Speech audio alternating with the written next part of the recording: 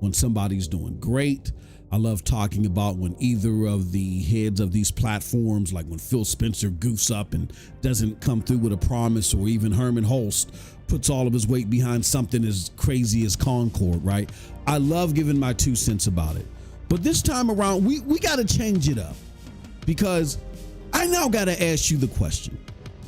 In light of a lot of the recent events, like the reaction from the Xbox community about Tokyo Game Show. Look, the way Phil even looked at Tokyo Game Show, bro looked stressed. The reaction to Shattered Space, the demoralization of the Xbox community. Like, they're not even talking about anything uplifting on the community front anymore. The ambassador program has been eradicated. Like, in lieu of all this stuff that has hit so heavy in regards to Xbox in 2024 in not a positive way, I'm now going to turn the tables and ask you, because I need help understanding this. What in the world is the new Xbox going to do? Like, seriously, I'm not trying to be facetious. Help me understand that. Let's talk about this. Let's get into it. This is the spill. Yeah. What's up, people? It's your boy MM2K here of Hard Knock Digital Culture, Cloud Dosage, and MM2K Gaming. Back again with another episode of The Spill. This is where we talk about the latest and greatest in video gaming news, but I'm going to be honest with you. This one is going to be more ranty than anything. And I'm not going to take forever doing it, because this is just like a real simple, straightforward question that I'm hoping to get help from you on. But before we get into all that, who's a huge favorite? Hit that like button, hit that subscribe button, and rock those bells for notifications, please. It's like I said in the bumper, man. Like, I really woke up this morning and said to myself, I tried to imagine, I'm an Xbox gamer, right? Imagine being an Xbox gamer. And imagine investing $500 in a console. Or even $300. Imagine what you were told at the beginning of the generation, that this Xbox Series X was the world's most powerful console. And when you were asking about the power, like, how powerful is it? You know, Xbox was telling you some things in videos that they've had to unlist, right? But we downloaded them. We got them. Game Pass was supposed to be this ultimate treasure that would bring you the best in gaming. It's fallen flat. And I'm just talking pure delivery here. This is not me trying to kick in Phil Spencer's ribs. I'm just talking what the gamers have been delivered. You thought you were going to get the best games. You thought, okay, I exclusively had Starfield, which is the game of the generation. And look, even though if you want to cap for it, you guys know deep down inside you, I cannot record your reactions to this video and document it and put it on the internet. You can just say this to yourself. I know Starfield was mid. I know it was mid. That's all you got to do. Say it to yourself. I know Starfield didn't do what it was supposed to do. I get it. You know what I mean? It was not what it was cracked up to be, and it's not living up to its hype. We've seen the reaction to Shattered Space. We've seen what was the poor delivery in Redfall. We're seeing all this stuff that you guys were waiting for and you were excited for. And now it's gotten to the point that you've been disappointed so much, you don't even know if to be excited for Indiana Jones. I mean, it's not exclusive. It's going to PlayStation. So now it's got you contemplating, why did I even buy this box? Why did I spend $500 for it, $300 for it? I was told it was the world's most powerful console. I was told it was going to play 1440p games at 60 frames per second consistently. It only did that with the old games. Like the pure promise of these boxes were more active as a mid-gen refresh. You know what I'm saying? Like a second mid-gen refresh. They're great with the older games, but as far as all the aspirations and hopes that you had with the newer games, they've completely fallen flat. Then you look at the community, they don't even know, they can't even be excited about Xbox anymore. So what they've gone to, or what they've gravitated to, is hating on PlayStation. That's all they can do now. And then when you convert over to the Xbox brass, like, is there any hope there? Maybe it's just we're overreacting. Maybe we're just spreading doom and gloom and FUD, and we're just overreacting and not just enjoying games. When you look at the Xbox brass, I mean, Phil Spencer looks like he hasn't eaten in decades. Even Sarah Bond looked stressed. Like they did not look joyful. They did not look gleeful. It looks like every time they talk about this new Xbox post ABK, that it's like pulling teeth out of a freaking turtle, man.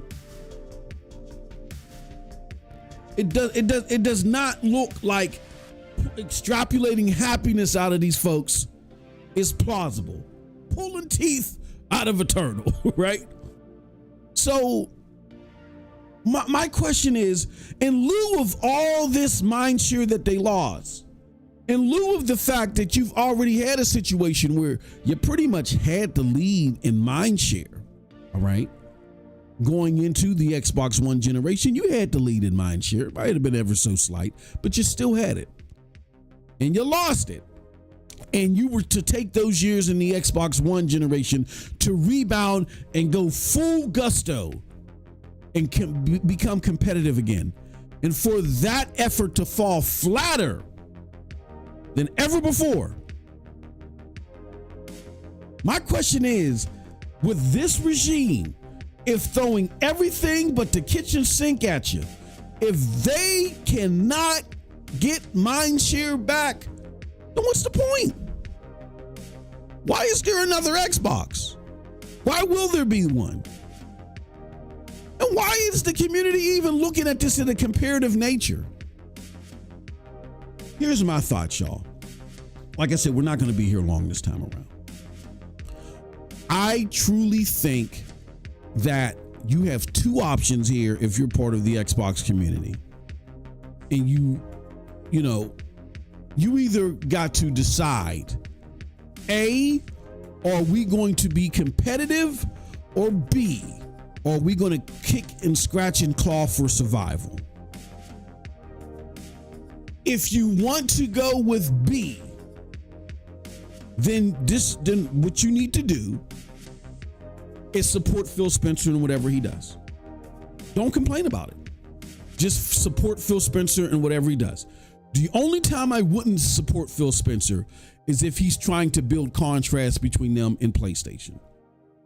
I would be like, no, Phil, stop. No, don't do this.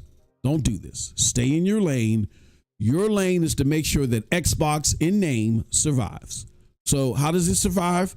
By putting their games now on PlayStation, by continuing to draw money, and then for me, the consumer, continue to build on whatever benefits I get from being in Game Pass. As they decrease, let's try to maintain something. Okay, if I'm in Game Pass and I have Game Pass Ultimate, I'm guaranteed day and date access to Xbox games. Okay, because if I love Xbox games that much, I'm guaranteed day and date access to Xbox games. Now that there's a possibility or the talking of we're going to now allow you to play your solo purchase games via the cloud, which you need Xbox Game Pass Ultimate for. Okay, great. I don't need a console for that. I can get a Fire TV. I can play it wherever, Xbox Game Pass is available. Great. Support that, Phil. Support that. And lastly, you guys do want to make a new device. Okay, fine. I would love to have a new device that's that's licensed to play Xbox stuff, whether it's a handheld, Fire TV, whatever it may be. If you're going to support Phil Spencer, then know that your support should not go beyond supporting Phil Spencer, making this a successful third-party publishing stint that has direct-to-consumer elements to it. That's your best bet. Do not bait Phil Spencer in trying to be competitive beyond that. Their job right now is to be, again, a third-party publisher like an Ubisoft or an EA that is strong in its direct-to-consumer elements. What do I mean? Well, let me give you a prime example. Ubisoft. A lot of you may not realize this, but Ubisoft has officially released, it's not via retail, but officially released via beta, its own cloud streaming service. What you can do is go to Ubisoft Connect, load it up, and right now, I think the only game in the beta right now is Avatar, but you can play Avatar via its cloud streaming stint. And check it out. You know what I mean? See how well it works. I think it caps out at 1080p 60.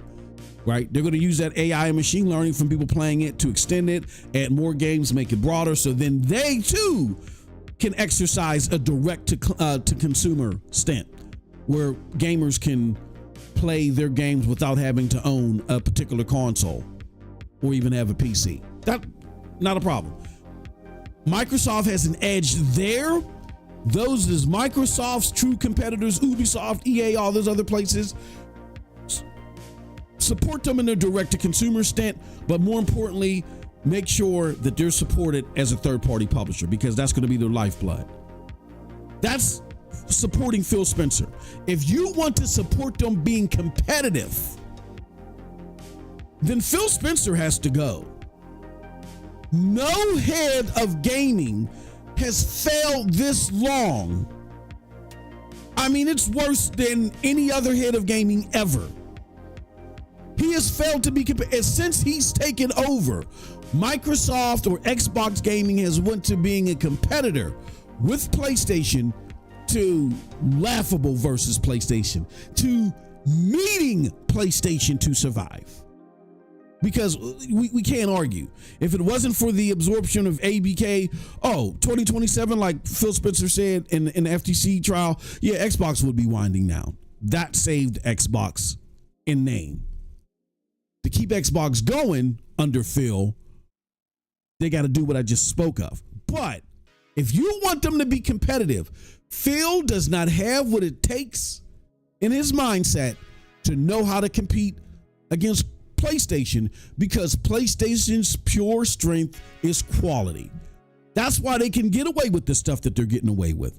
That's why PlayStation can go and do some of the things that they're doing.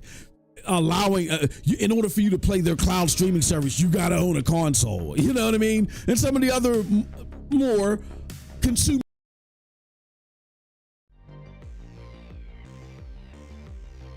Hey people, what's going on? Cold Bloods, MM2K, we're back. That was the video from this weekend. You guys had a strong response to that one as well, and we really appreciate it. I got a lot of comments on that one, man. And I want to thank everybody for your support of the platform. That goes a long way to make it a better platform for you. Like, we got Cold Blood, got some Silent Hill going on. So we're going to have some Silent Hill going on this week. I'm even thinking about picking up Witchfire. And then some other, and then I might actually finish Cyberpunk 2077 Phantom Liberty. So we're gonna be doing some gaming, and might be some shit that you guys get to see, some good shit because of it. What's going on, everybody? This is NRO mic check. Thank you for coming through. We appreciate it. Let's go through the chat real quick. We got Geek the Sneaky says, yo. Got Cold Blood. He's celebrating 6 months of membership.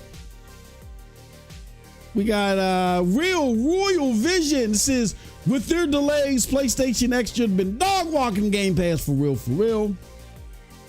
We got Halamoko 17. He says, yo, almost. He says, without the red rings of death, says Real Royal Vision. I don't know if they ever truly had any lion's share, straight fabricated from replacements. Geek says, if all their games are going to PlayStation, there's no longer any point of a new console. And in listening to the video, Halamoko says, true Moss, 100%. And last we got Sparta says, most based takes. You think their takes, that they were based? What makes you think they were based? Or biased? Or based? I don't know. You think Cold Blood, you think we're way off? He said based. Okay. So what he's trying to say that we're he's calling us corporate shills? Is that what he's doing? No. He means it's facts. Oh, okay. Straight facts. That's the hot translation. Oh, okay. My bad, Sparta. I was, I'm an old fogey. I was in WW2. No, I'm old. I'm not caught up on all the latest slang. So no, I just think your takes are 100% facts. Laugh out loud. My bad. I didn't know. And you gotta say things like, "Hey, I was hanging down at the Hucklebuck."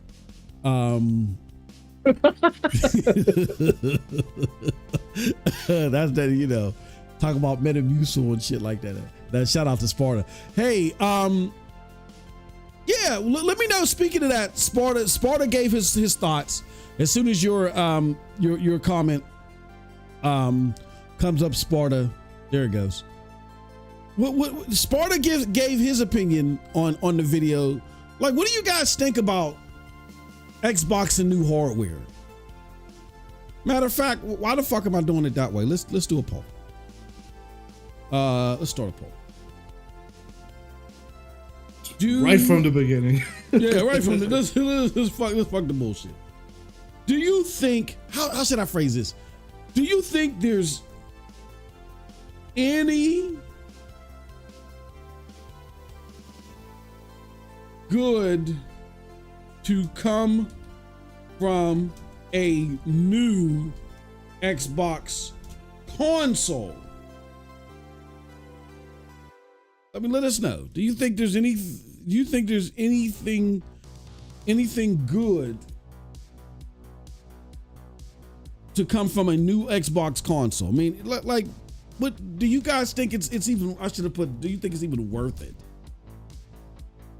Is it even worth Xbox releasing a new console? Let us know. I mean, I'm just trying to figure that out. Like, I'm listening to stuff.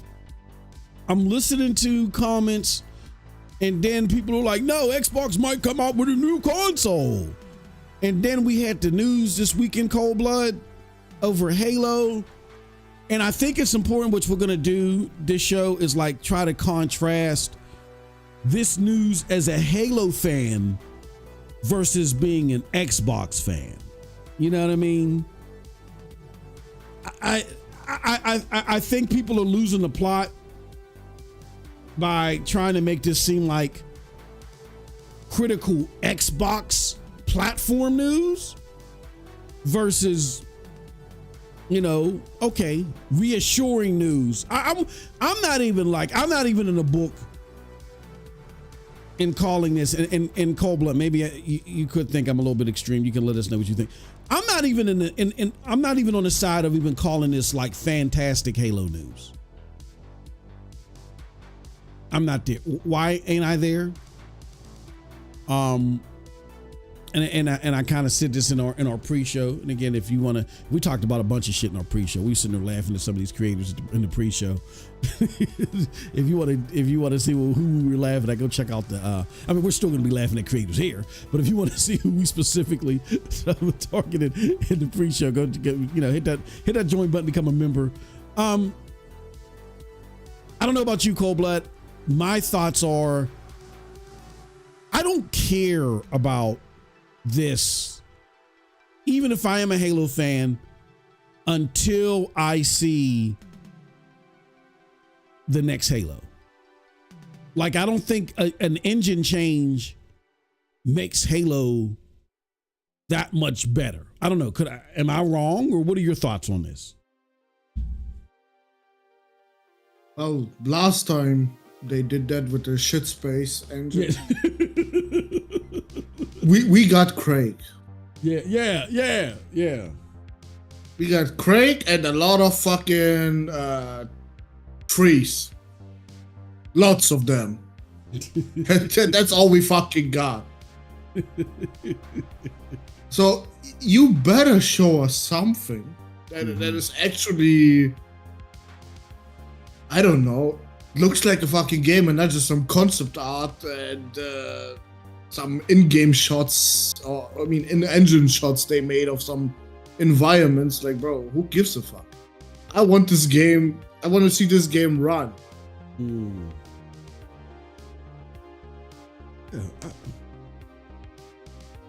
and that's all I'm saying. I'm not trying to hate. Like, and for full transparency, y'all, yes, if you guys follow my content, I am a recovering Xbot. but I was never a big Halo fan.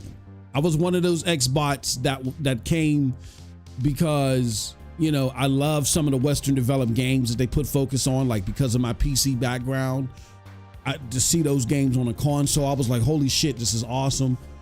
And, you know, and then, you know, seeing the Western developed games like a Jade Empire, Knights of the Old Republic, Armed and Dangerous, and then, you know, what they dropped in the 360, that's what brought me over, you know, made me a severe Xbox fan. We got Andrew Wilkins in the house. Became a member with the foamy homie. What's up, Andrew Wilkins? Let me see. Andrew had a I just saw his comment, right? Did he have a comment? Yeah, okay. Xbox fans mad at Mag for saying he enjoys his PlayStation 5 over Xbox. Now they're pissed at Maddie for saying that Starfield DLC is trash. He lied and gave the main game a good score. Okay, so that is a great point, Andrew. And Cold Blood can chime in on this too, as always. You know, not I gotta tell him. I'm just saying, like, I really want to hear Cold Blood's take on this. Maddie, here's the thing with Maddie, because Cold Blood actually told me that Maddie was you know, gave him his flowers. Like, I don't agree with this motherfucker, but out of all the bots, like, this guy is the most legit. And I was like, whatever. And then I listened to him later. I'm like, oh, no. This dude, you know, I don't agree with him. You know, he has his own particular taste, but I think I wouldn't say legit, but he's the most authentic. I think Maddie, look, here's what you guys got to understand. Maddie became a Bethesda fan after Fallout 4. Now, I get that Fallout 4 was a commercial pop success, but as an old school Bethesda fan, and I'm talking about, I was an old school Bethesda fan, you know, well before Fallout 3, like their original, you know, I was a fan of the direction they were headed in. I wasn't a big Morrowind fan or whatever, but I liked where they were headed. Fallout 4 was his breakout game, Bethesda game. A lot of us look at Fallout 4 and we're like, I mean, it wasn't horrible. It's not bad, but like Fallout 3 and Skyrim is their best work. That's what a lot of old school, original, OG Bethesda fans feel. Not these new ones like Maddie. We're looking at Fallout 3 and we're looking at Skyrim, right? But that's where he came in at. So I can see how, with some of the blandness that's also there in Fallout 4, because Fallout 4 is gimmicky to me with the building shit and the Minecraft elements, and there's some bland shit in Fallout 4, you know what I mean, and then some loopy shit that happens. So you can see to where, if you're really a fan of Fallout 4, maybe after 60 hours of Starfield, where the story gets a little bit better and they add more shit in there. Look, I didn't have the patience, God bless them, I didn't have the patience to go that far, but you can see if it does get better after 50, 60 hours. That's crazy. Sounds crazy to me. Where someone like Maddie could appreciate it. So I don't think that he lied. I don't think he lied. I just think that his tastes are catered and they're significantly skewed from mine's onto why he's still, even though he's heavily criticizing them, why he's still an Xbox fan and even a Bethesda fan at this point. My opinion, and then I'll turn it over to Cold Blood. My opinion is Todd Howard is creatively bankrupt, and he's the mastermind of these Bethesda software games, and he's done. He's cooked. Like, I think he's all out of ideas. I think Starfield shows it, and he's gonna have to prove me wrong with Elder Scrolls 6. So it is what it is. I don't know. What are your thoughts on Bethesda at this state of the game, Cold Blood? Did you look at that Metascore? Look, did you see, bro? No, did you see the travesty? Like, ain't no one capping for Bethesda anymore. yeah. Like that 83 it got on Xbox, bruh. That was hella skewed. Like, nah, bruh. This score that they got for the DLC should have been the score for Starfield. Yeah. Yeah, I agree. Like, damn, agree. bro. I agree. A 6-hour DLC that costs $30. Mm-hmm. What the fuck are they doing? That's crazy, bro. That's fucking crazy, bro. Like at least 10. You know what I'm saying? Like at least 10. Yeah, I mean, like they can't even give you. They gave you 6. They gave you half a dozen eggs and shit.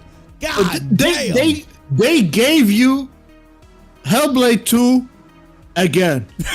That's what they did. I'm fucking walking son, bro. Hey, bro, that's how they got you $70. They gave you Hellblade 1.5, 2.5, and Hellblade 2.5, 2.7.5, and that's how they get. They charge you $30 for Starfield and charge you $40 for Hellblade. Oh my god, that shit is bro. And well, at least Hellblade 2 was a finished game. Yeah, this DLC is fucking broken as shit, bro.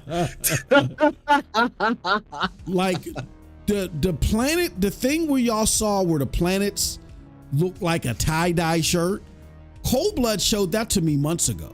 So this is before the update. Well, no, this at the update that came like a couple of months ago, they had that problem. Since that update, where the worlds look like, you know, tie-dye t-shirts or the Scooby-Doo van, right? They still haven't fixed that. Tom Warren showed it when they dropped Shattered, or somebody showed it when they dropped Shattered Space. Like, what the fuck? Yeah. Actually, let me look if they fixed it yet. Yeah. Live on air. Real Royal Vision says, come on, Cold Blood, they got $100 billion to make up for. Facts. They're gonna lose even more, bro. Oh my god. Yeah, that's crazy. That is crazy. Maddie Cap for Forza 8-2. Yeah, Maddie, I think Maddie actually and Andrew, I know it's hard, bro. I know it's like, all right, I can call him out. Hey, yo, and let somebody know, because he's ducking his fade. See, I was going to do this in the private thing, but now Cold Blood's like, no, don't let him duck this fade. No, it ain't no fade. Doc, where you at, Doc? Someone let Doc know. Red alert, Doc. Doc. We supposed to be doing our interview with Doc. I don't know why bro is running. We podcasted together. I don't know. What do you think I'm going to do to him? I ain't going to do nothing to him. I ain't Diddy.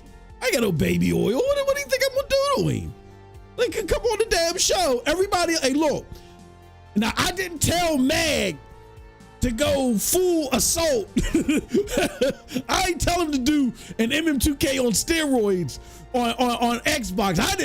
I wasn't expecting that shit, bro.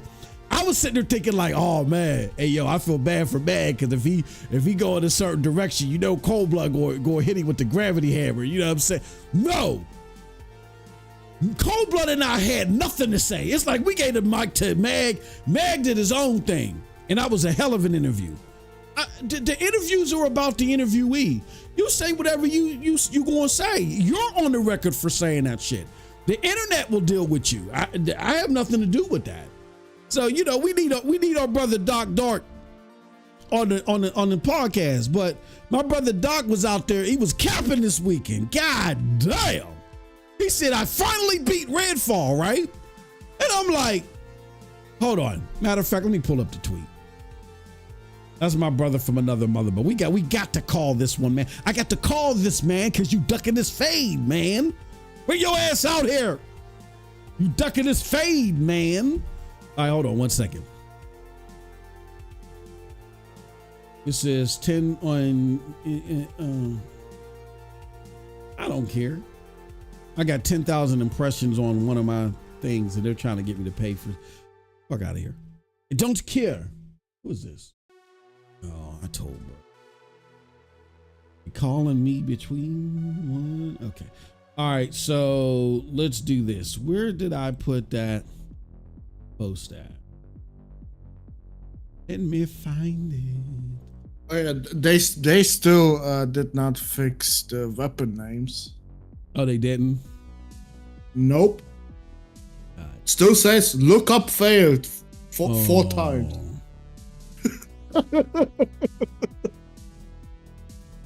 So we calling out our brother Doc Dark. Someone let Doc know. Red alert. As long as he keep ducking his fade. Now, as long as he don't come on the show, I gotta do this, man. Gotta do this. All he gotta do is come on the show, man. So Doc put out this tweet over the weekend. He said, I actually finished it. Laugh out loud. Redfall. He finished Redfall. So J-Dub was fucking with him and said, somebody get this man a PlayStation 5, right? So this is what my bro say. This is what my bro Doc say. You know, Doc, we gonna do a wellness check on you, brother. You know we love you. God damn. He says, I got 2 of them, bro. Sony just need to give me games. Laugh my ass. Bro, you actually took the time to finish it. Does it say how many hours he put into this? Does it say he 100%ed the game? Oh, no, he's smart. He like, nah, I ain't gonna show y'all motherfuckers my hours and shit. I'm not showing y'all how long I was in this dog shit, how long I was rolling around in the pig pen. I'm not gonna show that to y'all. I said, bro, Sony needs to give you games, but you finished Redfall, brother. Any PlayStation game is better than that. Even Haze. Those of y'all, I don't know if y'all remember that Ubisoft / PlayStation disaster called Haze. That shit was trash. God damn. Bro, Redfall, and you guys, if you're not familiar with, here, let's look it up. Redfall is the worst AAA game. Even though Concord is the biggest bomb, but it's definitely not one of the worst games. It's definitely the biggest bomb, AAA bomb we've seen in a very long fucking time, right? There is no getting around that. I know y'all sensitive about y'all Concord. Man, just give it a chance. But that was that bomb. But Redfall is, as far as quality is concerned, one of the worst AAA efforts ever. I'm going to show you guys something. There were only 2 games that might be worse. And really, now that I think about it, this one game that I'm about to play, Dark Sector. I don't know if I'm telling my age with this one. Y'all remember Dark Sector? Dark Sector was trash, bruh. You was some space dude and you was given you were given a fucking frisbee, and it had like cover shooter mechanics with your frisbee. This shit was trash. Fun fact, that is what Warframe became later. Oh shit. Yeah, I'm serious. Oh shit. Damn, don't tell Sean this. Don't tell Sean. No, Sean knows. Sean definitely knows. Oh man. Dark Sector. Let me see. Dark Sector. Where's Dark Sector full game? Oh. Hold on. Damn it. I want Dark Sector gameplay. Dark Sector gameplay. I didn't even know that. God damn, that shit's trash.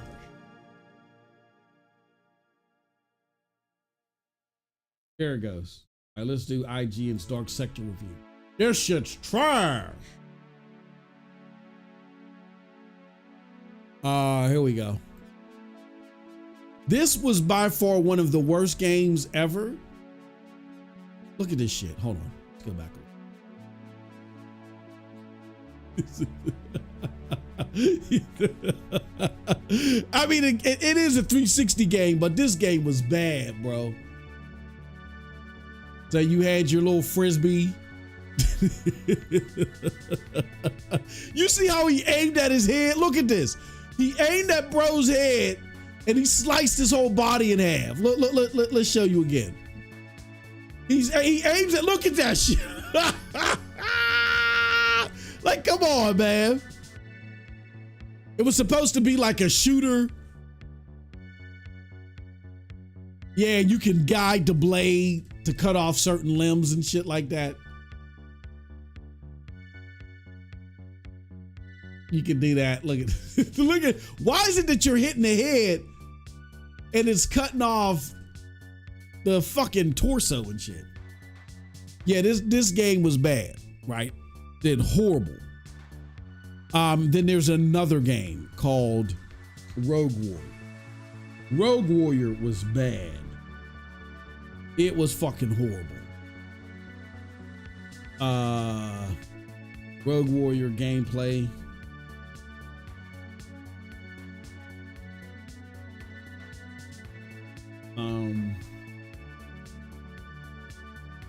The Rogue Warrior gameplay on IGN. I want to make sure we don't get flagged. Rogue Company, no. All right, there is none. I can't.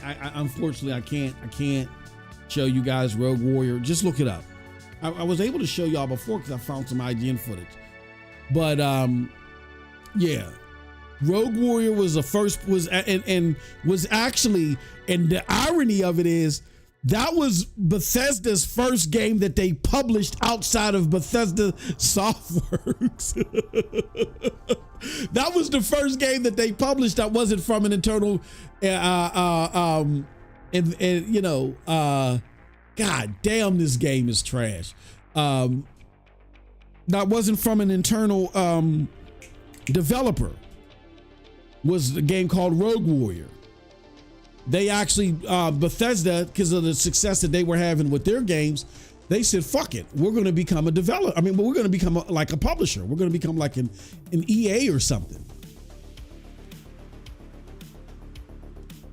And it didn't work the way they wanted it to with their first game, which was Rogue Warrior. Look it up. That game was trash. We got Will Six in the house. He says Warframe 1999 looks pretty dope. I'll probably play it. That Dark Sector is trash, bruh. That's a horrible game. But what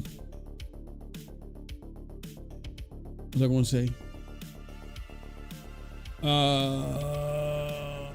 He says Bethesda published some cool stuff like Wet and Gun, fun games. No, yeah, after Rogue Warrior, their selection definitely got better, Will, but their first game, which was Rogue Warrior, was trash. It was horrible. Did not do good at all, right? Now,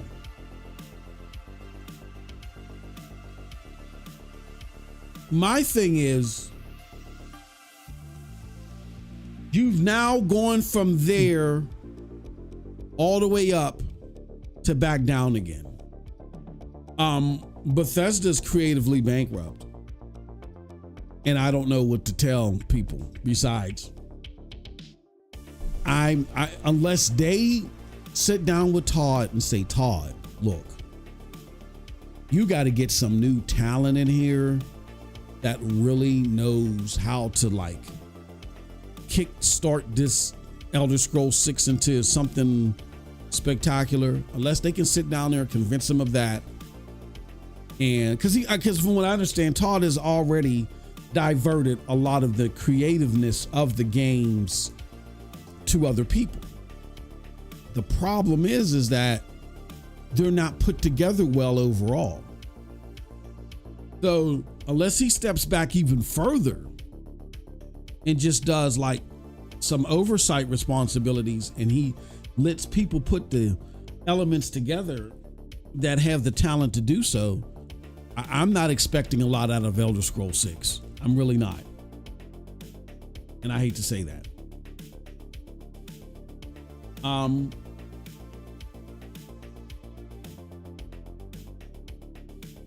He said, "What is this Kena knockoff that you playing?" Says man overboard. Soft at midnight, yeah. Call it a Kena knockoff. Nah. Oh shit. So yeah, Bethesda ain't doing its job, and now let's talk about Halo.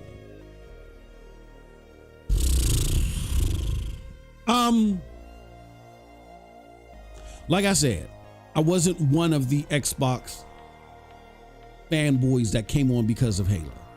So I want to put that out there for full disclosure. I came for the Western developed games, the better graphics and like multimedia shit that they were doing, right? I thought all that shit was cool.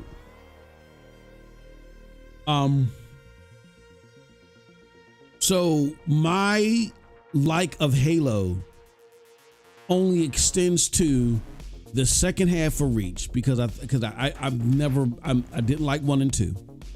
I know that's weird to say for an Xbox fan. I didn't like 1 and 2. I did not like the second half of 3. I mean the first half of 3. I'm sorry. The second half when they brought in, I forgot what they called those things. Will probably knows the part of Halo 3 where you're like traveling inside the other alien thing. What are they called? The blight or whatever. That second half of Halo 3 definitely got darker. And I was like, damn, if all of Halo was like this, I'd be into this shit. The Flood. There we go. Thanks. Yeah. When the Flood started getting involved and you start walking through that creature, I think you get swallowed by something and you're walking. That's when Halo to me started becoming badass. I was like, oh shit, this is the shit. Then there was Halo, what was that? Halo Reach. I liked Halo Reach. Co-op Halo. I thought that was cool.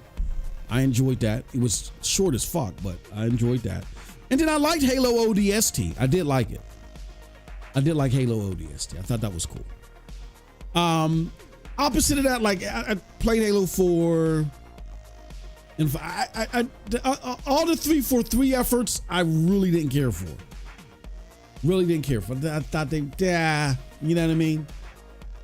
Really didn't care for. And Halo Infinite, I just did not grab my attention at all. So I never, please, he swallowed. I never was the Halo Xbox person. But thank you for that, Will. Yeah, there was the Flood. He says, Bungie wise, Reach was my favorite. Then Halo 2, 3, ODST, then Halo 1. Yeah, I didn't like 1 and 2 at all. I used to hate, matter of fact, just as a fun fact, when Killzone first came out, that very first Killzone, I was a big Xbox fan. I did want Killzone to destroy Halo. I just thought Halo was goofy, and I didn't understand why everybody was all on. I'm a badass. I'm a product of the 80s. I like badass shit. I watched badass anime. I grew up on Ninja Scroll, Fist of the North Star, Guyver, badass shit. It's all this. I mean, don't get me wrong. I played goofy games like a Mario or Sonic or whatever, but we're going into this new era where the graphics are getting better, things are getting darker, things are getting more intense, and then you got this goofy ass Halo, and the monsters, and all this goofy shit happening. Like, what the fuck is this shit? What is this tinky winky shit to me? And everybody was enthralled because it was multiplayer, frag parties, and all that shit, which I did enjoy the frag parties on the holidays. It was cool because I would, we would all meet up at my mother's for like the holidays and shit. And so there was like 4 of us and 5 of us that would bring our fucking, our Xboxes, hook them all up and shit like that, do like frag parties and have like a grand old time. We're like all over. And my mom had like a duplex. So that's, 2 houses built into one. So somebody would be in the first house playing Halo, then we'd be set up shop in the living room in the second house, and then there was an attic. that they converted into an apartment. And then I would always be in the attic because that's where the biggest TV was. So we'd be up there, we'd be having these frag parties and shit. Like it was crazy. It was crazy. We had wires everywhere, crossover cables, 100 feet wires and shit. Like it was wild, bro. And I'm get 100-foot crossover cable. Oh my fucking God. That shit is expensive. So we had all types of shit happening, bro. It was crazy. It was crazy. So we'd have these frag parties, man, blowing it out on Halo. And it was just us nerding out and the fact that we had the capabilities of doing that. But me to be at home and be like, oh, I want to pop in Halo by myself, or even just go and do the regular multiplayer, I never felt entitled, or I never felt the urgency to do that. So I wasn't a Halo person. And when that first Killzone came out, bro, I was hoping it would kill Halo. Like I threw all this shit talking about you should never want to see a game die because of it. I fucking hated Halo, bro. I hated it. I wanted Killzone to kill it. I was so disappointed. But Killzone couldn't take that motherfucker out. It couldn't touch Halo. But I only liked the first Killzone. I didn't like the other one. You know, but yeah, that was my shit. Was the first Killzone, and I fucking hated Halo. But when again, the second half of Halo 3 came out, and those two other games, I enjoyed them. I was like, oh, okay, now I can enjoy Halo. I thought Halo was cool, you know.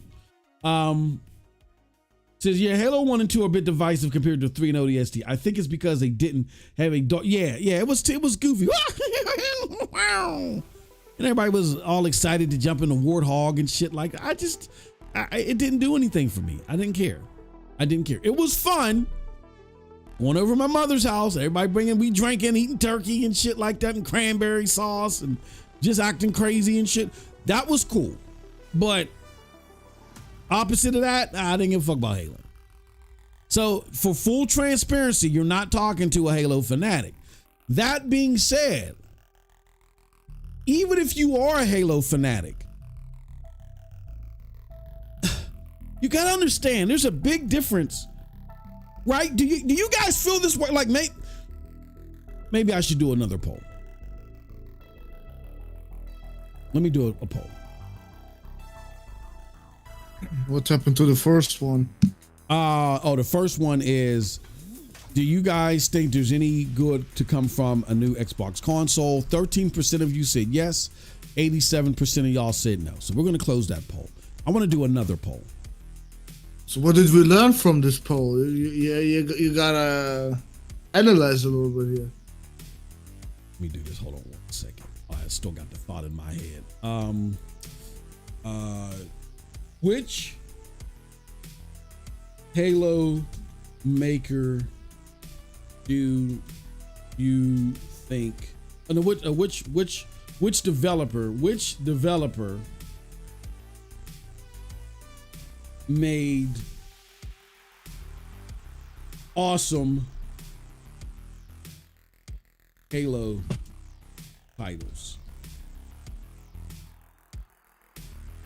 All right. Let me see. No. Which developer made far superior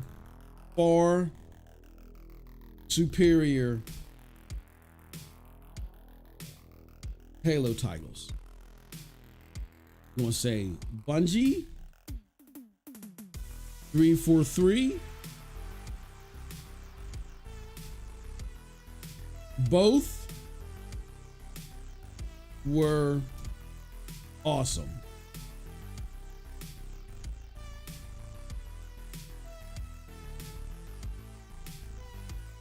Let me see. Okay, yeah, let's do that. Let's start. Okay, so that's the poll out there. Which developer made far superior Halo titles? I forgot to put a space between. All right.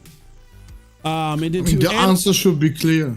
Yeah, it should be. But I'm curious because that's going to lead my next question. Not next, I'm not doing a poll, but my next question to y'all to show you that Cold Blood and I are just not hating here.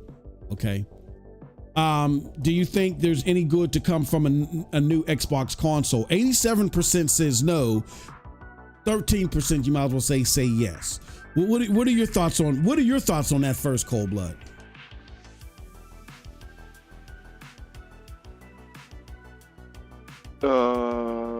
I wanna know the opinion of those that said yes. Oh yeah. I'm actually curious to hear what they have to say. Yeah.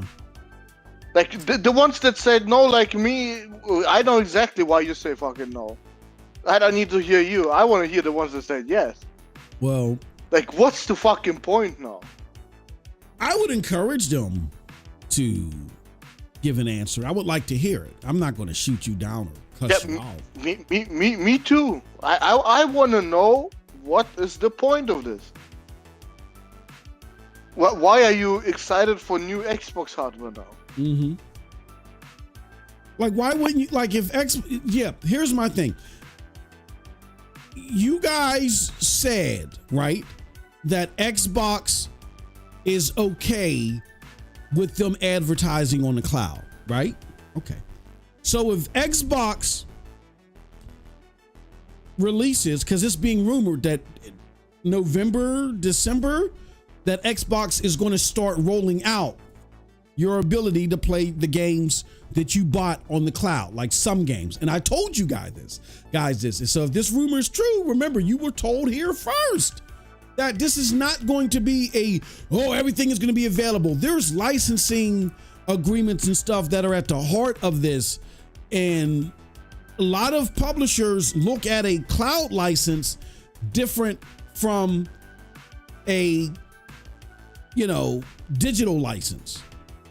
They look at it or a native license. So they still got to iron that stuff out. So because of that, you're going to see a slow rollout. But I told you guys first here, don't expect all these games to just release. It's going to be a rollout. But nobody listened. But according to the rumors, if the rumors are true, then we were right again. That being said, if my question to you guys is if Xbox rolls that out and you can start playing your games on the cloud, right? So you don't need a console in order to play your games. And you guys have been telling us, Cold Blood, MM, you guys are just haters. Xbox is trying to be everywhere. That's awesome. This is the future of gaming. Then why does Xbox need to put out new hardware? If Xbox is in the future of gaming, if them being on a Fire Stick is the future of gaming, right?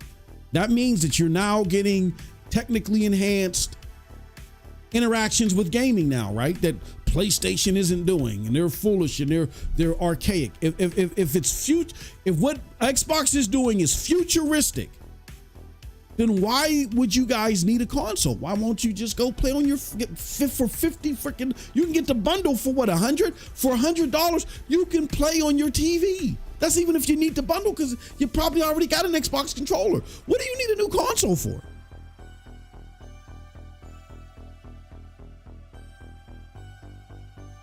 What do you need a new console for?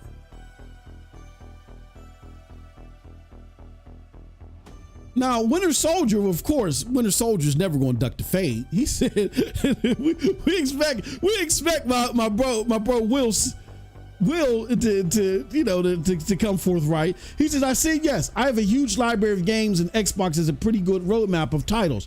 I also expect their hardware to have great features to enhance games old and new."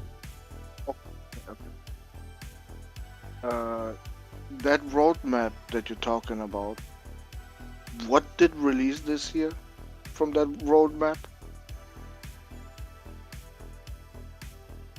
I was about to say, Will, you're going to answer, but I forgot he's not on the panel. He's in the chat.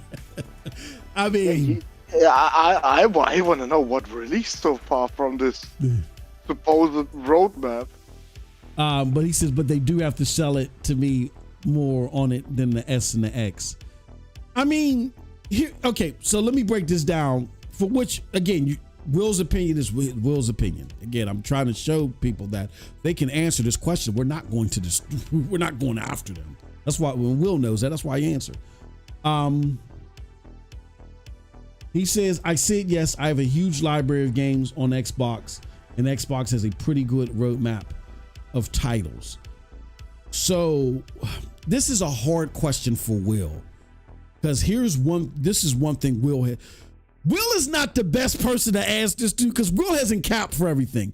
But I am going to attempt to ask Will. Will, why wouldn't you just get a Fire TV then? But that's not a fair question for Will, because Will's going to say, because I don't give a fuck about cloud gaming. He's going to say, I don't give two shits about cloud gaming. Cloud gaming is trash. because he said that before. But for those of you that cap for this, I want to know, why won't you just get a Fire TV? Because there's a lot of you that have capped or made excuses for, well, they're everywhere and this is futuristic. Will is different. Will wants to focus he doesn't mind all the other shit on the periphery, but he wants the bulk of the focus to be on console. So Will's different. So it's kind of hard for me to ask Will these questions. No, look, you can have your library of games over there and keep your Xbox. I'm not saying sell your Xbox. I'm just asking, why are you excited for the next Xbox when this Xbox didn't deliver much at all? It didn't deliver its promises. Like, what did this? Okay, here's another question. I'm gonna throw this at Will, because Will is probably the only one that's gonna answer. He said Xbox ain't worth the food stamp. God damn. Hold on, y'all gotta calm down here. I'm trying to invite the Xbox brass here. I'm trying to make them feel comfortable so they can answer you the way he said it, not worth the food stamp. Will, what was it in the execution? I think what Cold Blood is trying to ask you, bro, like, based upon how they executed this time around, what did they execute on to your expectation that got you even excited for a next console? I think that's in essence what we're trying to figure out is, what did they execute on this time around that got you guys even excited for another console? Like, I know they say stuff, like they said at the beginning of this generation, they talked about the Series S being a 140 60 machine, or a 1440p 60 machine, right? And it being a 1440p 60 machine, the Xbox Series X being the world's most powerful I know those are things that they said, but when you look at how they deliver, like, how did they deliver on those promises? So what's the, based upon what they actually delivered this generation, what would make you excited next for another console? Like, is there a particular delivery system? Man Overboard said they went from waiting until E3 to wait until next gen. Shake my head. Because here's my thing, because Will might be tied up or whatever. My thing is, what did they deliver? I mean, if you're looking for a console that has better graphics, how are those better graphics going to translate to new hardware? Like, you guys remember the hardware-based machine learning that Xbox, you remember that, Cold Blood? Oh, hold on, we'll answer. He says, so I wouldn't really say I'm excited for it. I just say they have shown good tech to be able to play your library with better fidelity. So 30 FPS, right? So I get, okay, all right. So, okay, I can give you that the Series S and the Series X were great mid-gen refresh machines. They were, right? They made the old generation games play even better. Okay. And if and if you replay your library the way that Will does, for full disclosure, just so you guys are aware, Will regularly interacts with his old library. He's not like the rest of us who may play a game and then we're done with it and we move on from it. It's just sitting there. Like, he regularly revisits his older library. So for that reason, he has an incentive to get the next Xbox, because the next Xbox, that's one thing they did do, is that it will likely deliver. If you take what they did this generation, it will deliver on some technical upgrades of your older library. Okay. I understand that. But everybody's not Will. And I'm not saying that in a negative comment. Like, Will has been very transparent on what he does for gaming and what he looks for in gaming, which that's what gaming is about. It's about what it does for you. So that's fine. He's legitimately, I feel like, answered why he would look forward to a next Xbox. But a lot of you that represent the average gamer, you're not like Will. Will has his own unique approach. And I do too. I have my own unique approaches to shit too. A lot of you have not given reasons or have not been as transparent as Will about your approach to gaming. A lot of you have made it sound like that you are on board because of the what was the name of that tech that they called it? The velocity tech. The what was it called? Cold Blood? the ultra velocity or some shit like that. What was the name of the Xbox? Velocity architecture. Yeah, the velocity Hey yo, these motherfuckers got the wildest slogans. Velocity architecture. And they beat y'all with a cash register over that shit. Beat you in the head with a cash register till the skull was showing, the skull bone. So a lot of y'all were talking this velocity architecture and how you were looking forward to what it was going to do with newer games. That's what a lot of y'all were talking about. A lot of y'all were telling me that, hey, the Series X is a great machine because of what it's doing with current games. I just needed to try it out. All this talk about full RDNA. Yeah. Yep. VRR, Yeah. VRS, Quick Resume. Oh Yeah. my god. Oh my goodness. All this shit, bro. What was in the damn PlayStation 2? And they hyped it up like it was a fucking exclusive feature on that shit. Mm-hmm. Yep.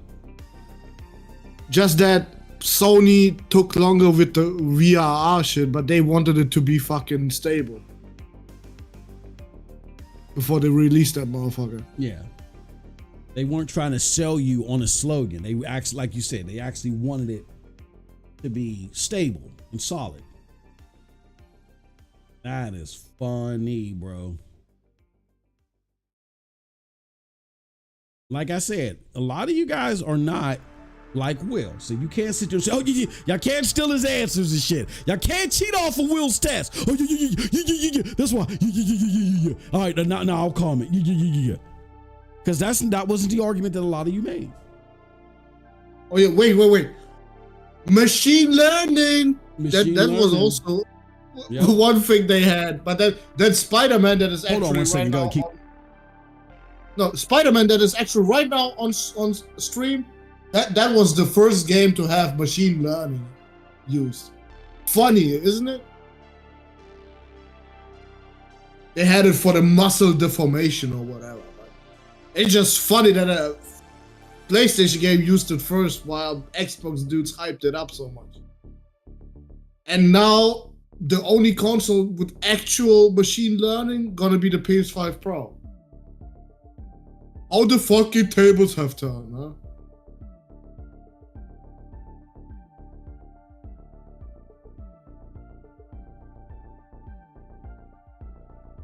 Oh yeah, Andrew, 25 T-flops of ray tracing.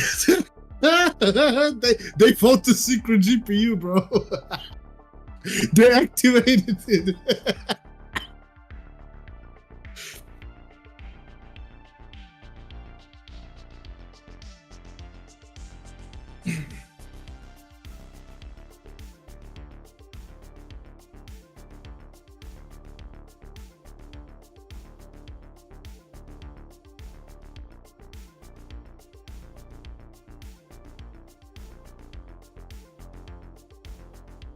Sorry about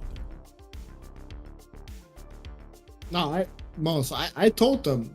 It's funny that the first game to use actual machine learning was the game on stream right now. Mm-hmm. And now the only console that is gonna have real machine learning is gonna be the PS5 Pro. That's what I told them. Well, like what game used machine learning on Xbox? We don't fucking know. Probably never happened. Yeah. But they sure wasted budget on giving the Xbox some capabilities of it. Yeah. I mean, they could have had a better SSD in that motherfucker. Yeah. Before they had the motherfucking machine learning and this shit. I mean, the people that were talking to me, bro, about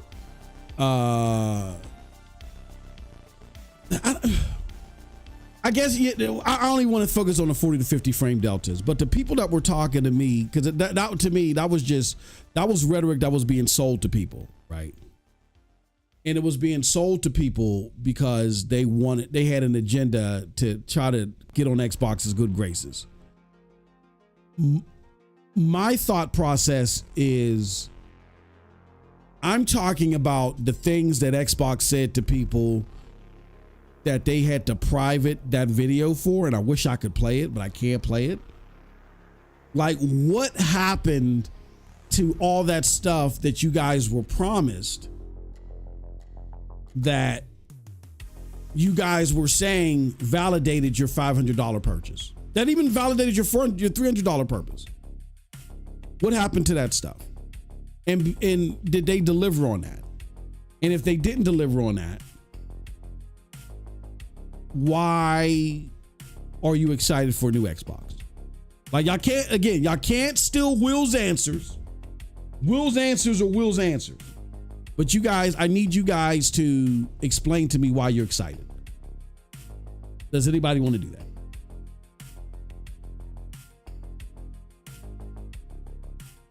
And I don't think so.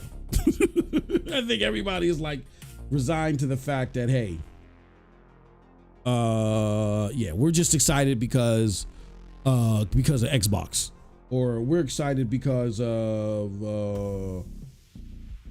we hate PlayStation. Let's be real, they just don't want to be left out of the conversation with the Pro. Yeah. Like, that's the whole point. But they don't even know what's right coming. Now. Yeah, sure, but they just want something to talk shit again. They have nothing right now, bro. They got a Series S on their ass.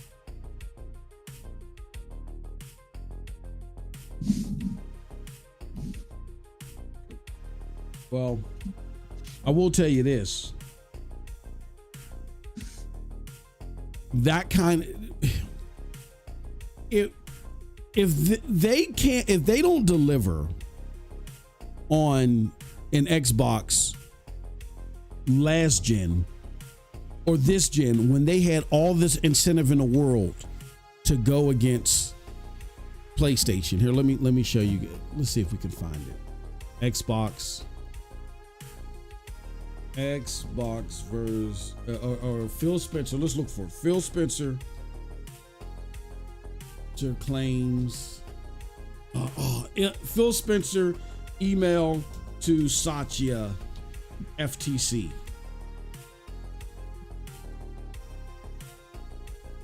Hold on. I think I found it. God damn it. No. Shows executives reacting to. Oh, come on. Show me that. Show me the rest of that. Strings. Oh, okay. All right. Here it goes. But I want the actual link. Where's the link at? Shit. I want that actual email. Elsewhere, the 12 teraflops. Okay, I think this is it. I think this is it. So let's pull this up.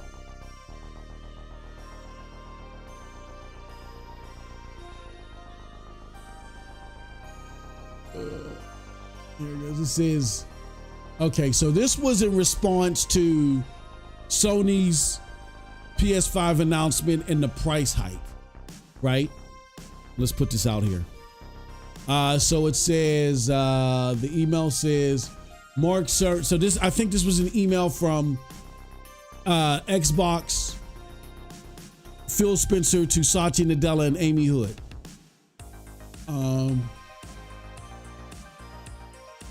Damn it. No, that's not it. Shit. Golly. That's not it. I gotta find it. Hold on. I'm sorry, y'all.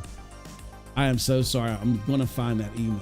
That's why I hate Google. Like, Google is horrible in giving you topics that are relevant. By game. No. Okay. To add Satya about consoles, FTC. Damn it. Thought of the PS5. This it? Okay, this is it. Here it goes. I had to use sleazy IGN, but thank Google for that. Okay. Why? This is what Xbox boss Phil Spencer really thought of the reveal. Here goes the email right here from the FTC trial. So after the reveal of the PlayStation 5, Satya Nadella, from Satya Nadella to no. That's Satya's response. So Phil Spencer emails Satya Nadella and Amy Hood in March 18th of 2020. This is so telling. For those of you that are excited for a new Xbox, this is what I want you guys to pay attention to. He says, even as I type this, I know I shouldn't, but I can't help myself. We all live with the 7 years of starting off a generation with a price and performance and messaging disadvantage to PlayStation 4 with Xbox One. I have to admit, this morning when I woke up knowing the PlayStation 5 reveal was today, that the stress level was higher than normal. Now, after almost 12 hours of soaking in their unveil, taking apart their specs, and looking at the community responses, I just wanted to say I'm proud of our team. We have a better product than Sony does. Listen to this. We have a better product than Sony does. Not just on the hardware, but equally important on the software platform and services on top of the hardware. Their games, they felt like their games are better than PlayStation's games. Now, let me let you in on a little secret. Remember how I told you guys, and me and Coldblood were just talking about this in the members section. I was a little salty. And again, for that full members conversation, again, just hit that join button. It goes a long way to make this a better platform for y'all. We getting shit.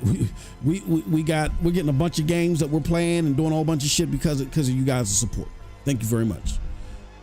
All right, now remember when I told you guys that I would sit down with Stadia people.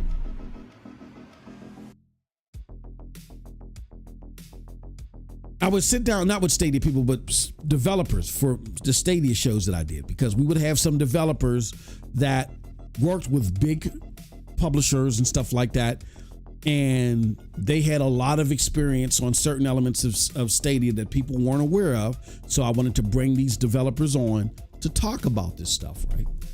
And so when I would get some of these developers that like have like a bigger background, bigger lineage and all this other stuff on, they would talk and they would cooperate.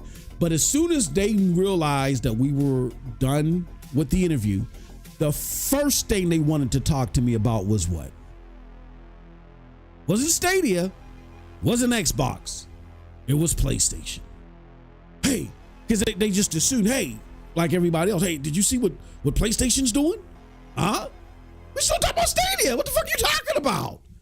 No, we ain't talking about that shit no more. Look. Blah, blah, blah, blah, blah, blah, blah, blah, blah, blah, blah, blah. Blah, blah, blah, blah, blah, blah, blah. Right?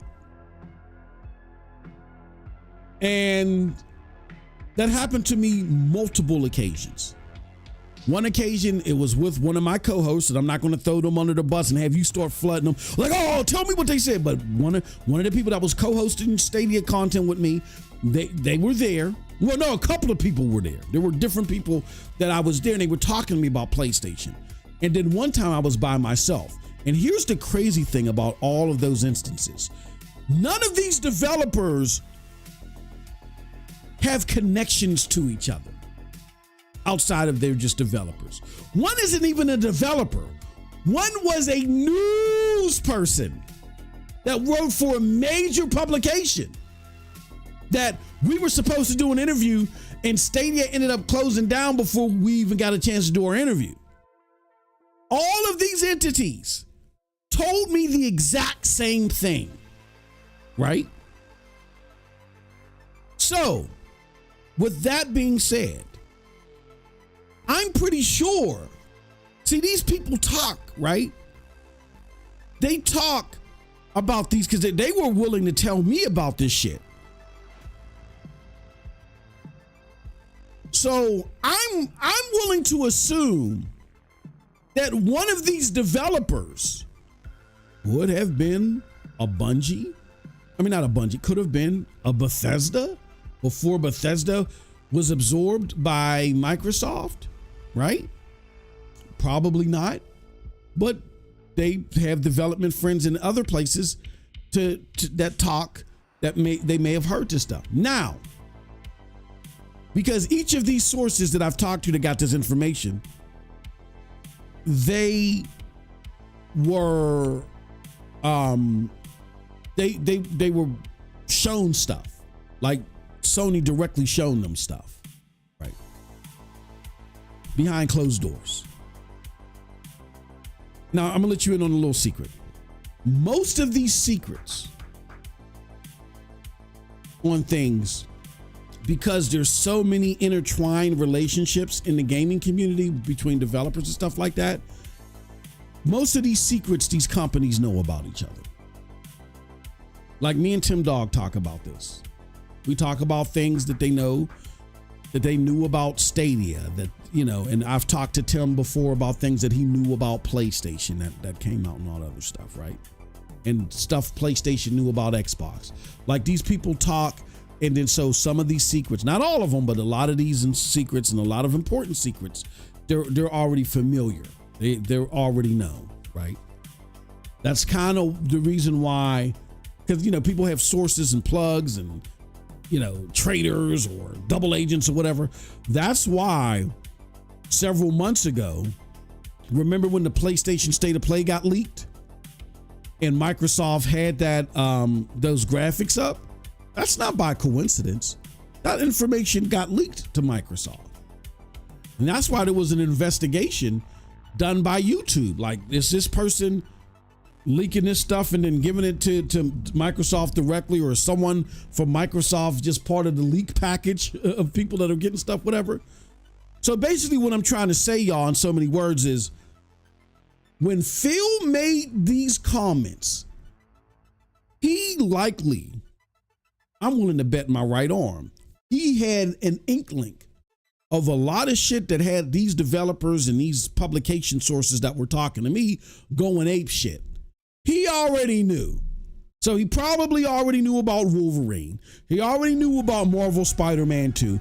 He probably already knew about shit. He probably already knows about shit. Well, he definitely knows about shit, because remember, there is a during the FTC trial, there's another PlayStation exclusive that's coming that we haven't heard about yet. That's supposed to be a real big game or whatever, right? So they already know about shit based upon what he knew in 2020. He said that the Xbox content was better than the PlayStation content.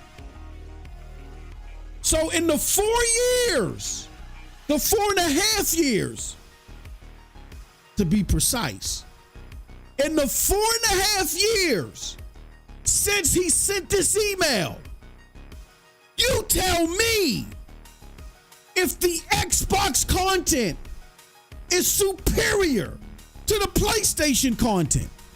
This is what he truly believes. This is not marketing. This is not, I repeat it to you, we have a better product than Sony does. Not just on hardware, but equally important on the software platform.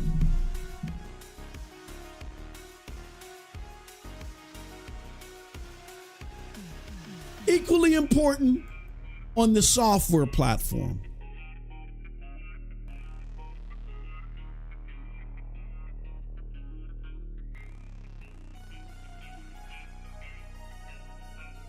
He continues, we haven't won anything, and I know we have hard discussions about pricing and P&L and investment, etc.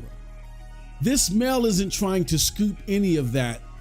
Those discussions really matter, but we can take confidence in our product. Truth here, and I do believe any conversation needs to start with believing in that. This was a good day for Xbox.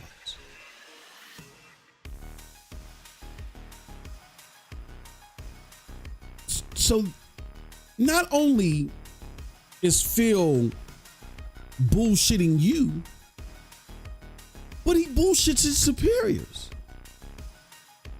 And he believes it. It's truly remarkable how flat this guy thinks the world is. I took dog shit and substituted it for cookie dough, baked it at 425, and I'm eating these dog shit cookies, and I'm here to tell you, Satya and Amy, these dog shit cookies are the best thing known to man. Thanks for indulging me. Like, it's amazing. So when you have someone at the helm who is so out of touch, and you think to yourself, well, who's there to wake him the fuck up? And it's the same people that are there now are the same people that were there when he wrote this email.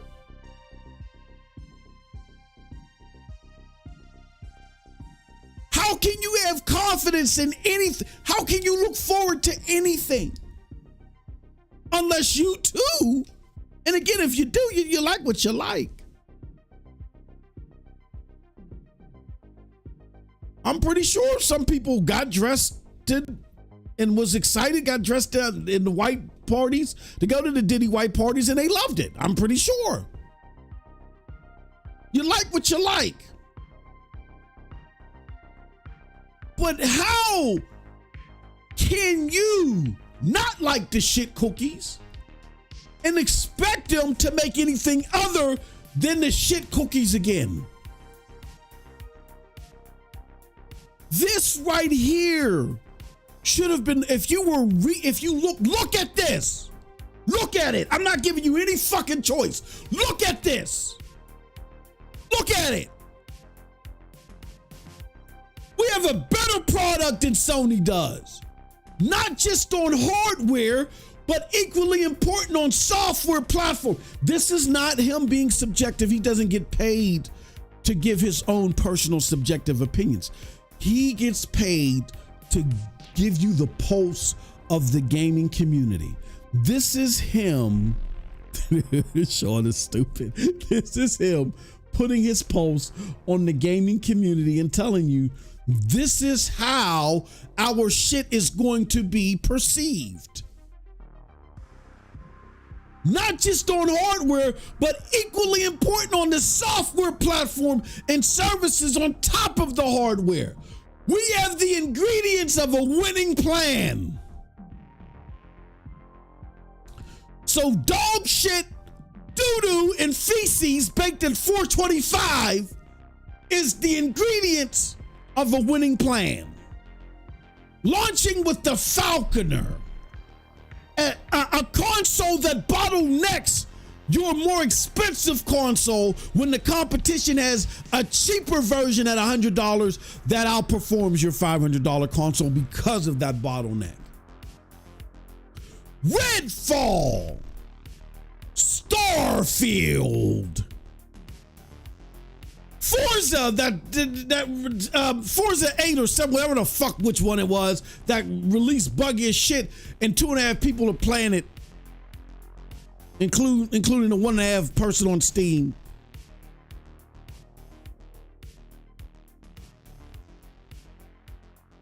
Minecraft Legends, Hellblade 2, the 6-hour tech demo. Like, nobody even wants to talk about that game anymore. Hellblade is going to change. I don't care how the simps out on social media thought. You guys have no business acumen. You couldn't run diarrhea. You know what I'm saying? There's nothing that you guys know how to do outside of wood buff. You guys have a kung fu grip. Unworldly. That's all you guys know how to do is grip. Swipe. Jerk. So because you guys are out here regurgitating a lot of the foolery about Xbox objectively being superior, I'm not mad at you guys about it. I don't. It's distasteful when you lie to other gamers, but what do you expect from those that don't know what they're talking about? This guy gets paid to have a post on the community. And this is his analysis of what is going on. We have a better product than Sony does. Not just this guy is completely disillusioned. How are you faithful? He can complete and present anything on a quality nature. How? I gotta go to comments on this one. I gotta go to comments.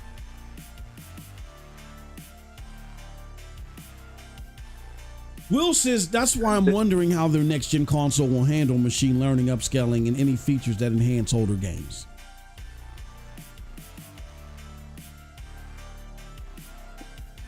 Moss. They've been real quiet when you explained it to them. They've been listening to you, bro. They did not chat at all for a minute, bro. Then Sean came with his fucking Diddy party, and all of a sudden everybody started chatting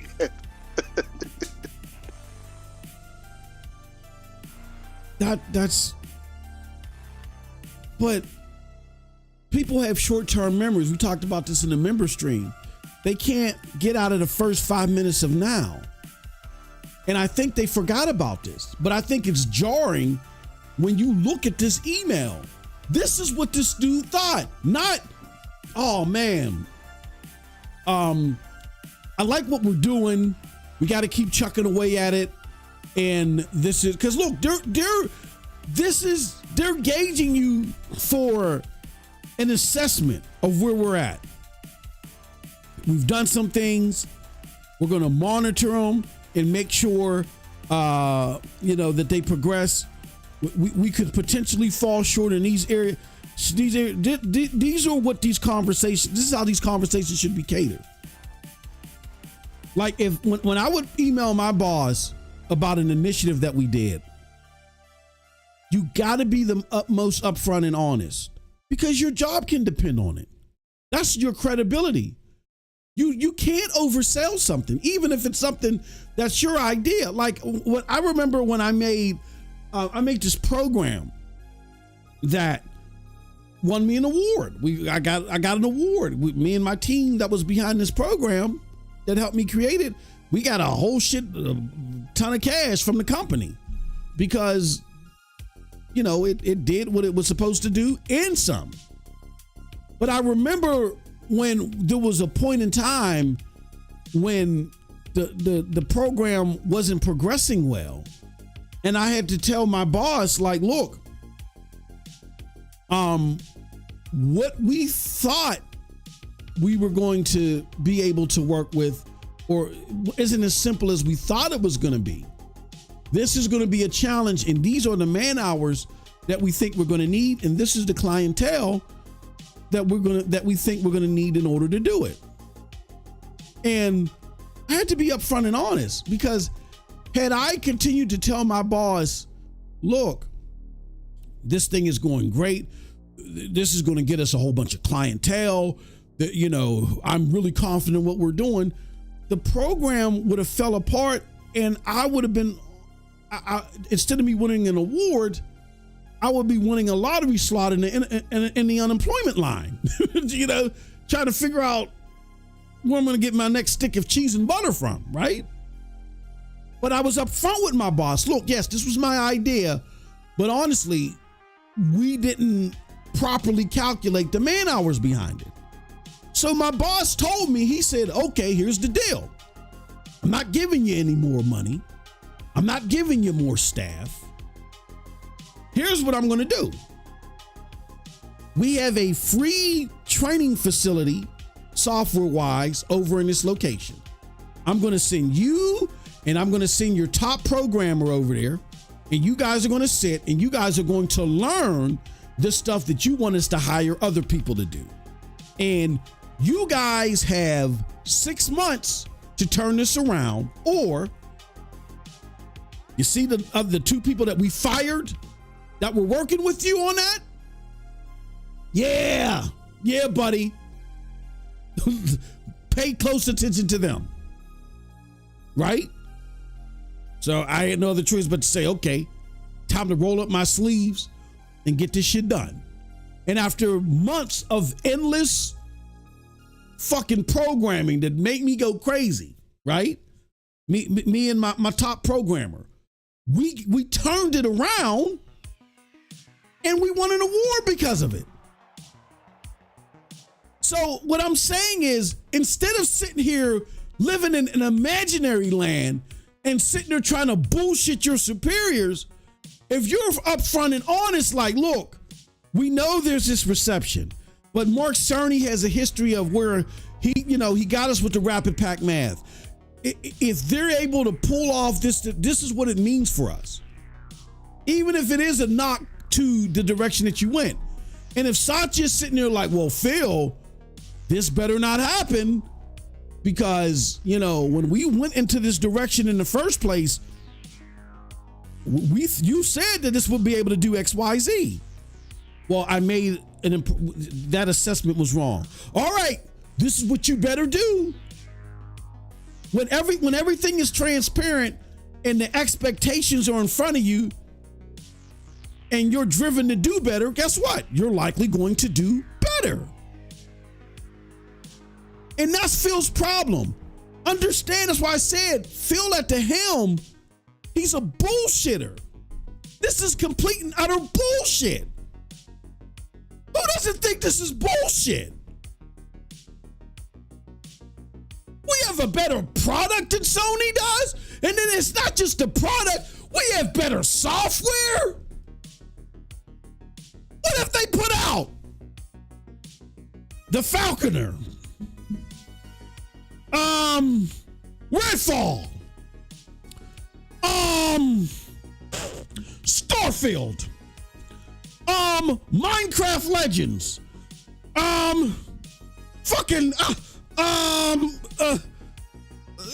Hellblade 2.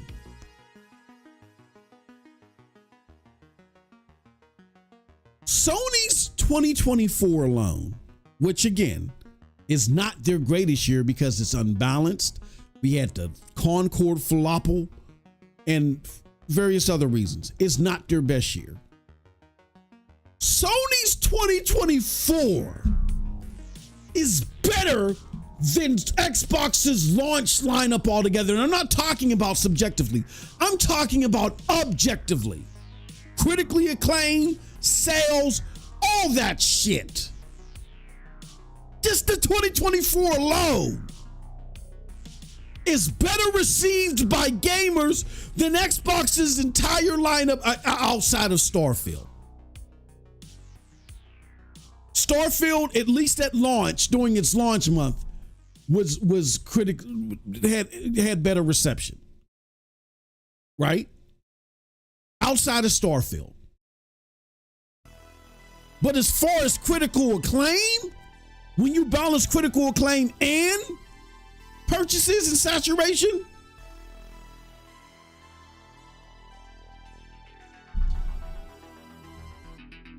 like we can talk about, Starfield having its big month, but do we know how many of those games were returned? Do we know how many? They talk about so many millions of players. How many people finessed Xbox, got a cheap ass code from CD Keys, played Starfield for several hours for $6 that month and said, nah, this shit's for the birds, I'm canceling. How many people did that? How many people returned their what's it called on Steam? I mean, that is not out of the possibility of thought. Hence why we're seeing the direction that Xbox has taken since Starfield. Like, it makes sense after the APK purchase to keep the APK games on PlayStation, but that's not why the Xbox Legacy games are on PlayStation. The Xbox Legacy games, which make up everything outside of APK, including Bethesda, those games done poorly on Xbox, and that's why those games are coming to PlayStation. In Starfield, as much as it pulled numbers in its initial launch month, we don't know what was returned, and systemically, it's not fulfilling the gap that they needed to fill by not launching it on PlayStation.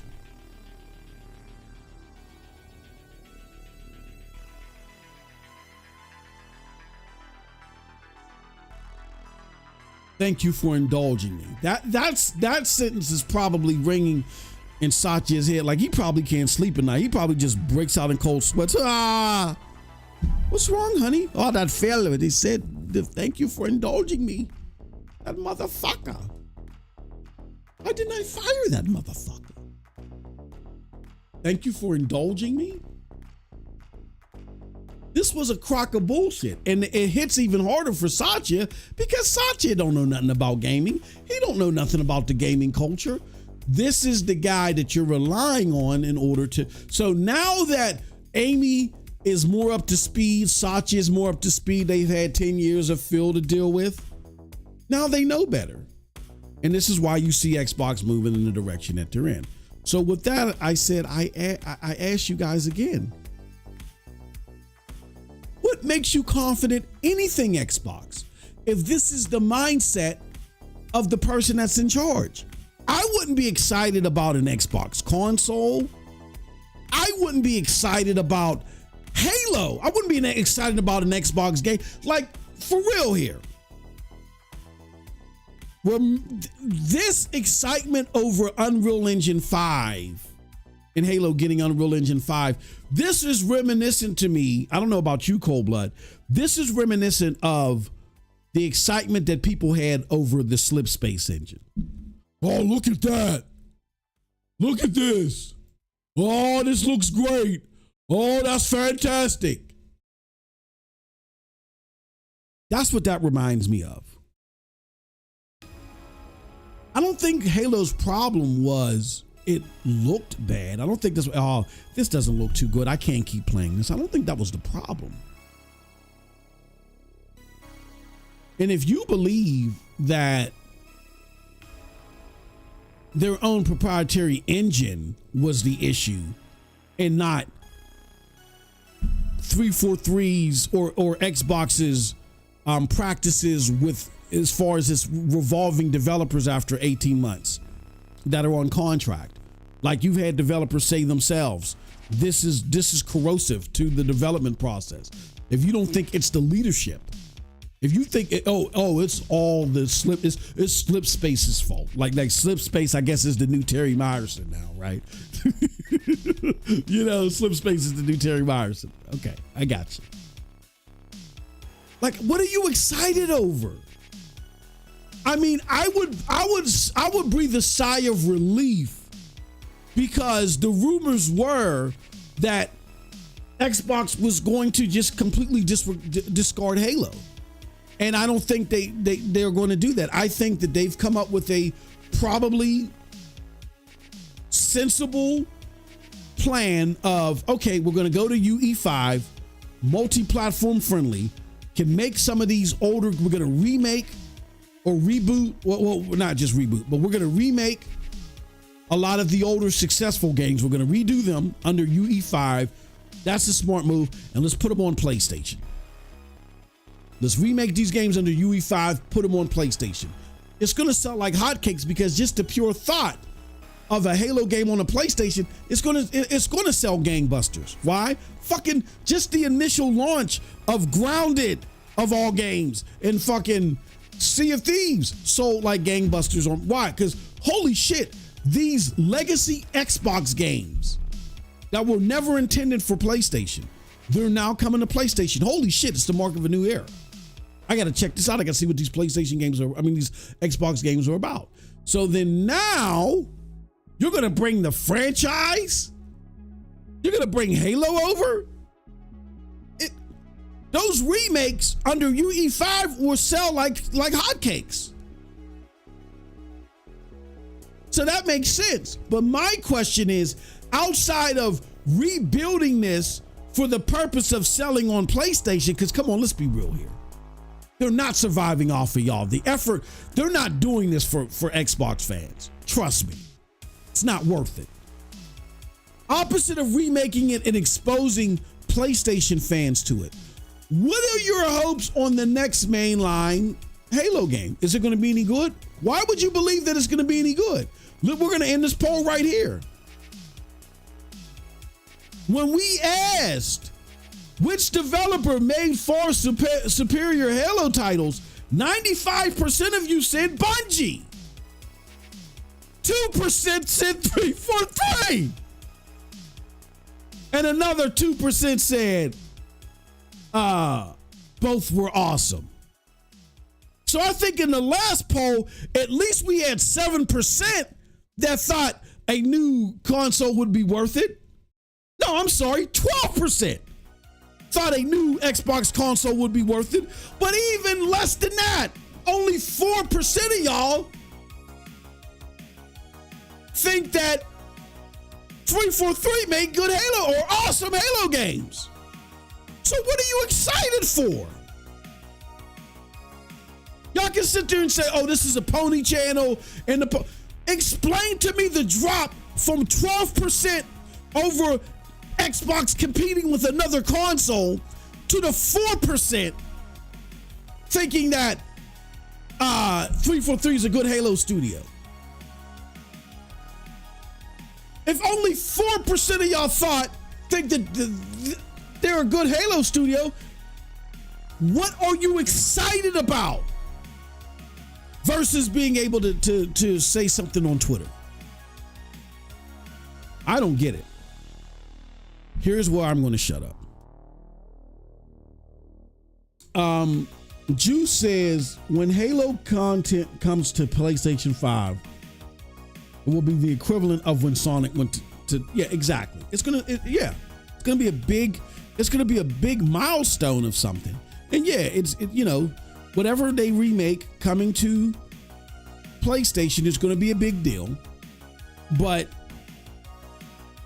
unless 343 leadership is replaced with people that have a better quality eye, and I don't see how that would be part of the culture if your leader is delusional.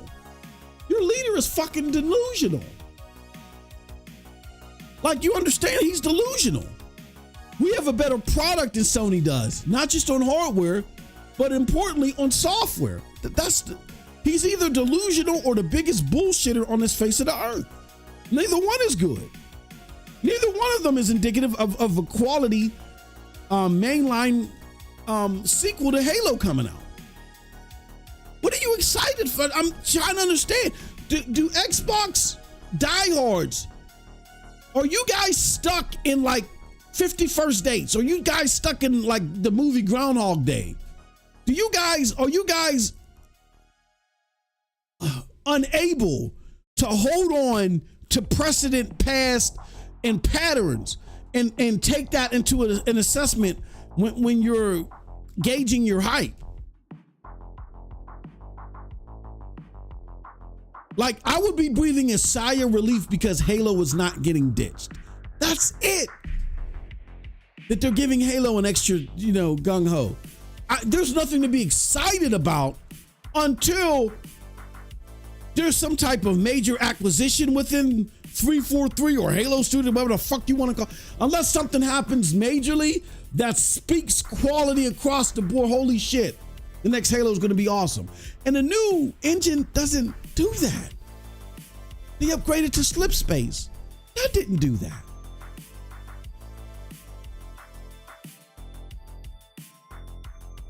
And we know UE5 has problems. I mean, they might be smoothed out by the time this game released, but still. So, I don't know. Those are my thoughts. I'll turn it over to Cold Blood, and Cold Blood, you can lead us off with your final thoughts on all this. What do you think about this whole excitement over Halo? The reminder that we've had to send the gamers about Phil, like any of this stuff. What are your thoughts, bro?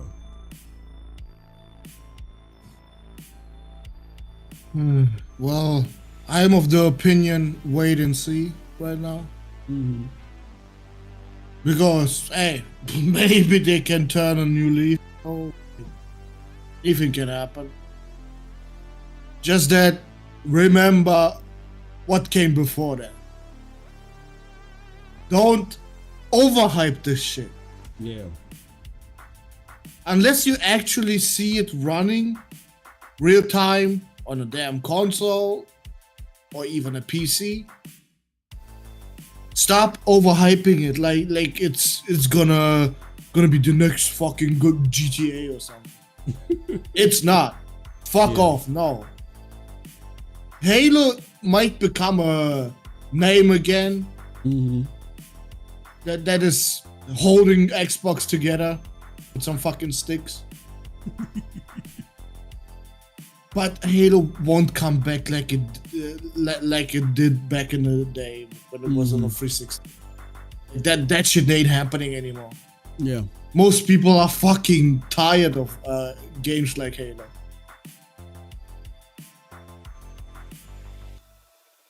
Nope. No truer words. And Phil being a delusional prick, that's nothing new, Moss. That's nothing new. Like, seriously, that was his takeaway after the PS5 reveal, that he was fucking happy that he has better shit. Bro, you had fucking Falconeer. Yeah. Shut the fuck up. What the fuck are you talking about? Bruh. How? This is your leader?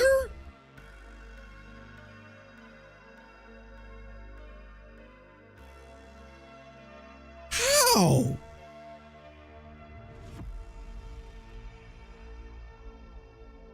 How? The delusion. I'm done. All right, y'all. We're going to get out of here. We will see you guys again tomorrow. Same bat time between 2 between 2 and 4, with an hour members podcast that kicks it off. Tomorrow we might play, or Cold Blood might be. We'll see. We'll let you guys know. We'll see. Now that I think about it. Wait. We're not gonna talk about Metaphor. We can talk about that tomorrow because I got to get out of here. I got to get ready for it. Oh, okay. Yeah, but yeah. I don't know, bro. Like, we'll dive into the delusion here. I think you're right, Cold Blood. A lot of people were in shock when I read that email. They forgot about it. But yeah, that's your leader. That's your leader. I wouldn't be confident about anything. MM don't want to talk about. I do, because I'm excited about it. But we're gonna get into that tomorrow. All right, y'all. Till next time, have a wonderful gaming day. Peace.